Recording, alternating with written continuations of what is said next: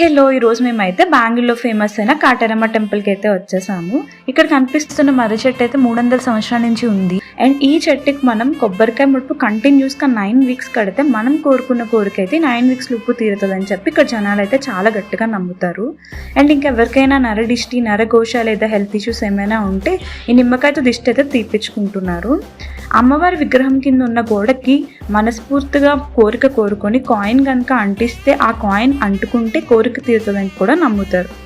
ఇంకా అమ్మవారి సన్నిధిలో తాళం వేస్తే మనకి ఎవరితో అయినా ఉన్న శత్రుత్వం పోతుందని కూడా నమ్ముతారు.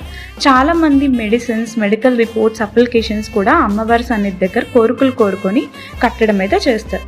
పిల్లలు పుట్టని వాళ్ళు ఇక్కడ చూపిస్తున్నట్టుగా కడితే పిల్లలు కూడా పుడతారని నమ్ముతారు. టెంపుల్ బయట అయితే మనకు ఒక విలేజ్ మార్ట్ ఉంటుంది. అక్కడ పోటరీ మరియు చాలా ట్రెడిషనల్ ఐటమ్స్ దొరుకుతాయి. కొంచెం టైం స్పెండ్ చేసి షాపింగ్ కూడా చేయొచ్చు. మేమైతే మార్నింగ్ 10:40 కల్లా అన్నదానం దగ్గరికి అయితే